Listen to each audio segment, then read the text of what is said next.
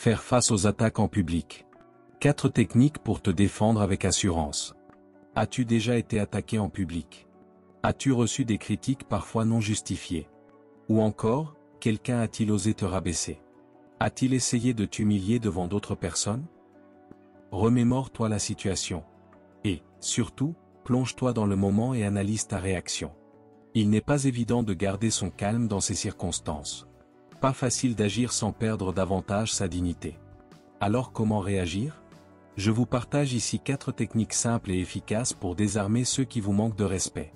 Et, pourquoi pas retourner la situation contre eux? Restez jusqu'à la fin pour apprendre comment appliquer ces techniques dans votre propre vie. Bonjour et bienvenue sur ma chaîne Shelba Mindset. Ici, nous parlons finance, développement personnel, immobilier, investissement en bourse. Si tu as de l'intérêt pour de tels sujets, alors abonne-toi à ma chaîne pour ne pas rater mes prochaines vidéos. Je te laisse 2 secondes pour t'abonner. C'est fait? Merci beaucoup de l'avoir fait. Première technique, maintenez un silence maîtrisé.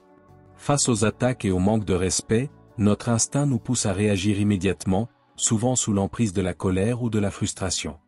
Pourtant, il faut une grande maîtrise de soi pour ne pas céder à cette impulsion et éviter d'envenimer la situation.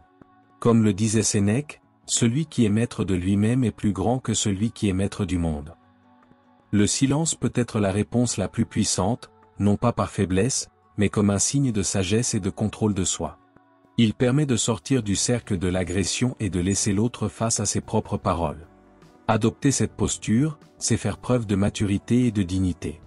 Marc Aurèle souligne que pour faire face aux agresseurs, la meilleure vengeance, c'est de ne pas leur ressembler. Prenons le cas d'une altercation entre voisins dans un quartier de Douala. Victor vit dans un quartier paisible jusqu'à l'arrivée de son nouveau voisin, Paul. Dès son installation, ce dernier se montre bruyant et irrespectueux. Musique forte tard le soir, poubelle laissée en vrac devant la porte, remarques acerbes lors des rares échanges. Un matin, alors que Victor balaie devant sa cour, Paul surgit, furieux. « Tu crois que t'es mieux que tout le monde avec ton balai? Toujours en train de faire le parfait voisin. » Les passants s'arrêtent, intrigués. Victor sent la colère monter, l'envie de répondre sèchement. Mais, il prend une profonde inspiration, pose son balai et regarde Paul avec calme. Il ne dit rien. Son silence pèse plus lourd que n'importe quelle réponse. Déstabilisé, Paul continue quelques secondes avant de s'arrêter, gêné. Les voisins, témoins de la scène, comprennent aussitôt qui a réellement le contrôle. Victor, par son silence, désarme l'agression.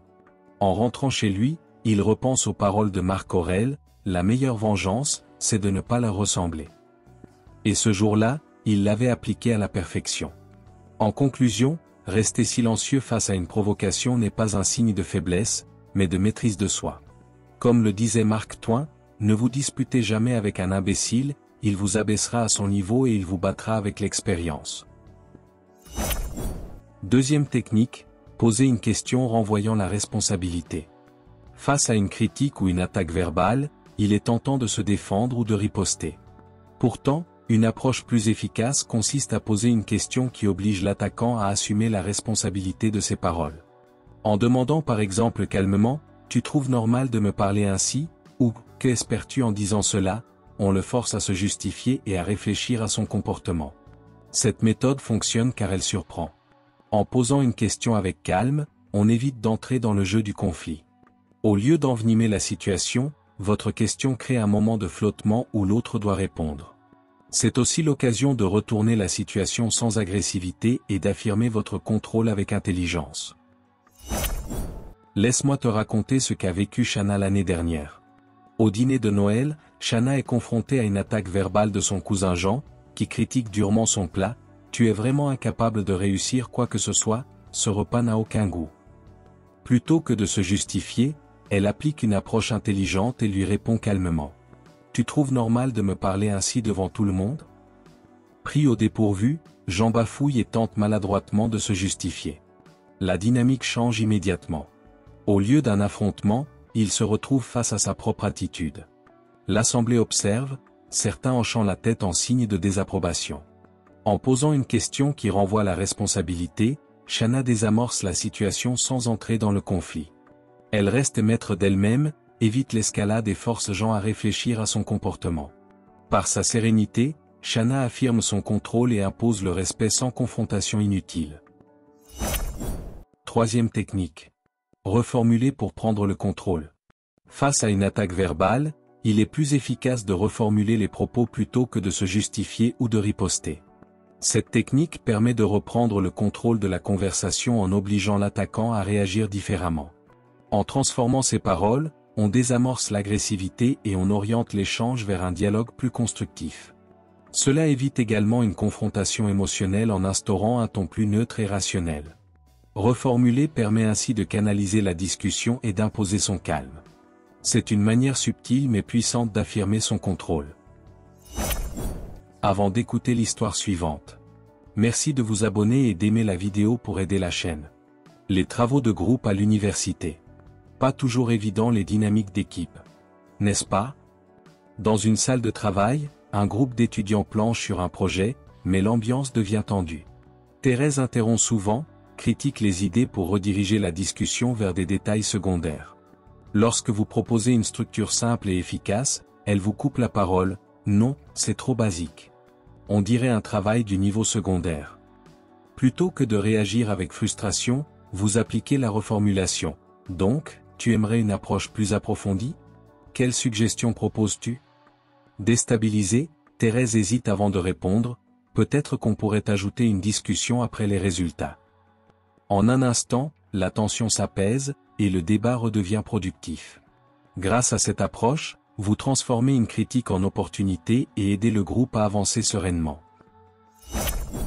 Quatrième technique, désarmer avec humour.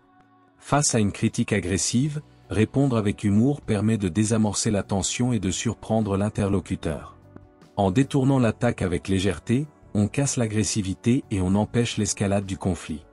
L'attaquant, pris au dépourvu, perd son ascendant et l'atmosphère devient plus détendue, souvent au bénéfice des témoins. L'humour agit aussi comme un outil de contrôle. Plutôt que de subir l'attaque ou d'y répondre frontalement, on la transforme en une plaisanterie qui neutralise son impact.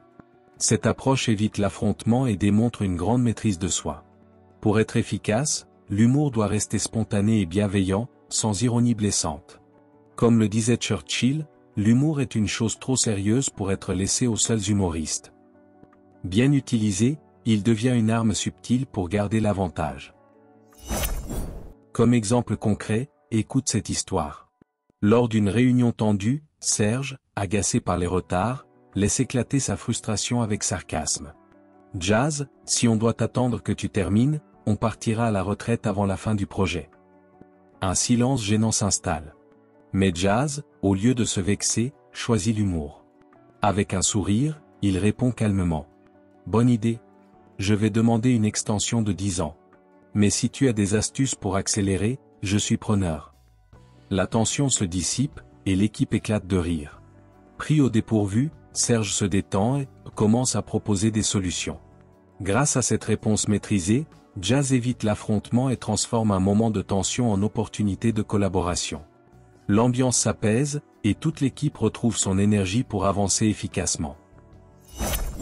Pour conclure, face aux critiques et aux attaques verbales, notre instinct nous pousse souvent à réagir avec colère ou justification.